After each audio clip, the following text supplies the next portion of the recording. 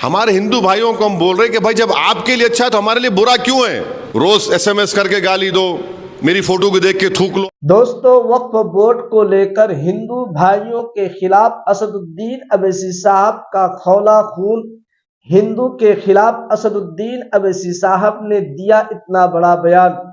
दोस्तों, असदुद्दीन अवैसी साहब इस वीडियो के अंदर हमारे हिंदू भाइयों के खिलाफ क्या कुछ बोला है और वक्फ बोर्ड को लेकर क्या संदेश दिया है, असदुद्दीन अवैसी साहब का पूरा बयान मैं आपको सुनाऊंगा। आखिरकार असदुद्दीन अवैसी साहब हिंदुस्तान के हिंदुओं के बारे में क्या कुछ बोला है। आप देखते जाओ, इनके जो नाइंसाफियां हो रहे हैं, ये कहां कितना टारगेट कर रहे हैं मुसलमानों को।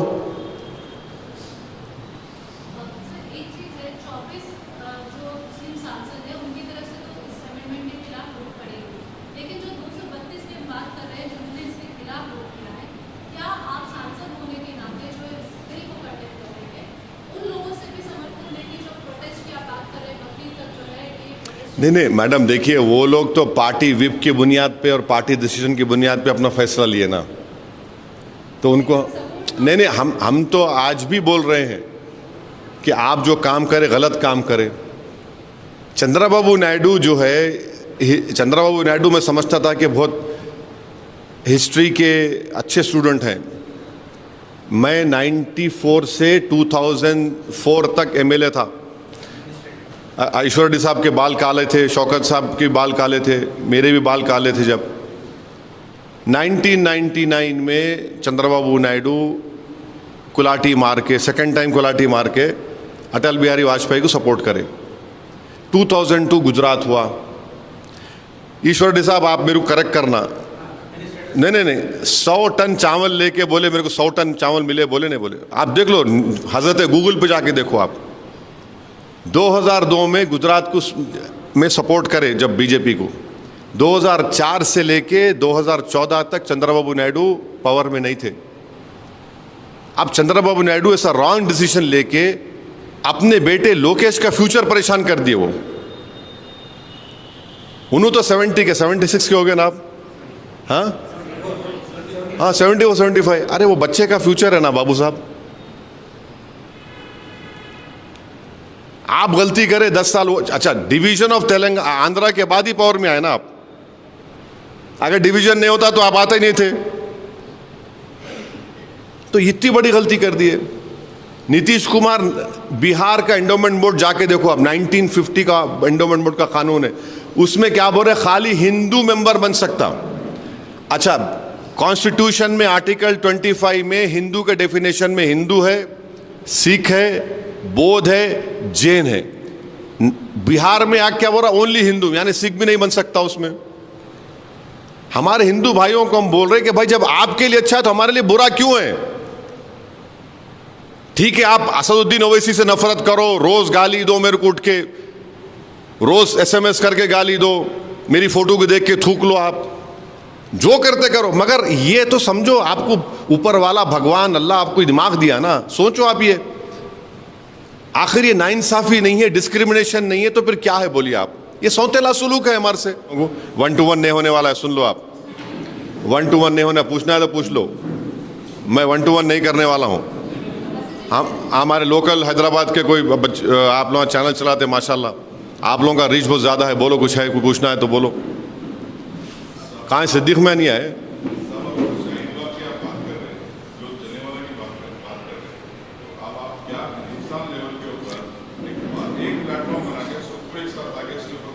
देखिए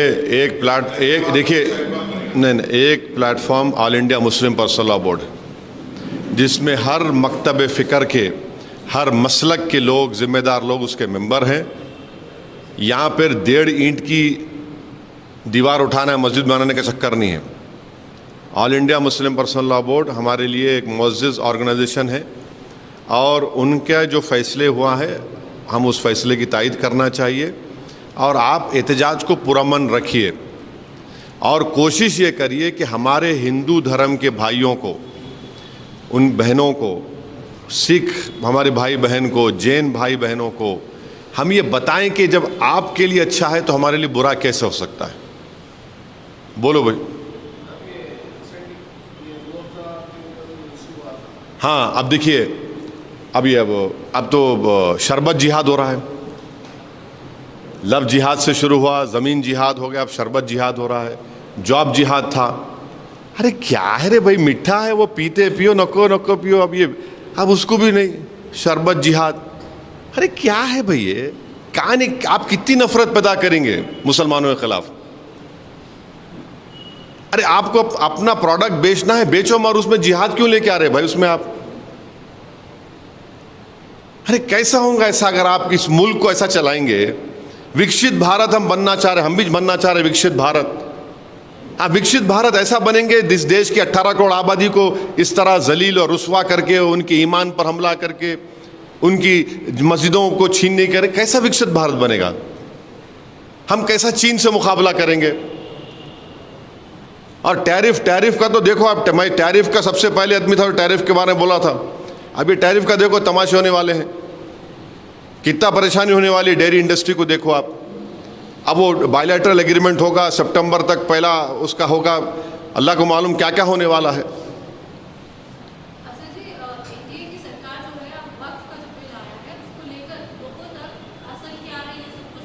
अरे असल के ये बोल दिए ना इतने पूरा, इसीलिए हम लोग उर्दू में बोलते अलीफ से लेके वस्सलाम तक पूरा खोल दिए, खोल के बोल रहे, पूरा एक्सपोज कर दिए। अरे देखिए मैडम, पहले क्या बोलते थे, इस्लाम में वक्फ नहीं है। अरे कुरान में इन्फाक के ऊपर मेरे ख्याल से 70 ज़्यादा आयतें हैं। प्रॉफिट मोहम्मद सल्लल्लाहु अलैहि वसल्लम की हदीस हैं। अरे कोई पार्लियामेंट में एक बीजेपी के मेंबर खड़े को बोले ये मुस्लिम कंट्री में वक्फ नहीं है, ये मुस्लिम कंट्री में वक्फ नहीं है, उसमें नहीं है। सबसे पहली बात तो यह है कि भारत की तुलना आप उनसे क्यों कर रहे हैं। आपको उनसे उतनी मोहब्बत क्यों हो गई। भारत एक डेमोक्रेसी है, यहाँ पर अंबेडकर का दिया हुआ संविधान है। और जिस कंट्रीज का नाम ले रहे, झूठ इतना, वहाँ भी वक्फ है। मैं आप लोगों की इत्तला के लिए बता रहा हूँ, हमारे बर्ग भी बैठे हुए हैं। आप नजफ करबला गए ना, अब आप, मैं झूठ बोल रहा हूँ तो मेरे को झूठ है बोल देना।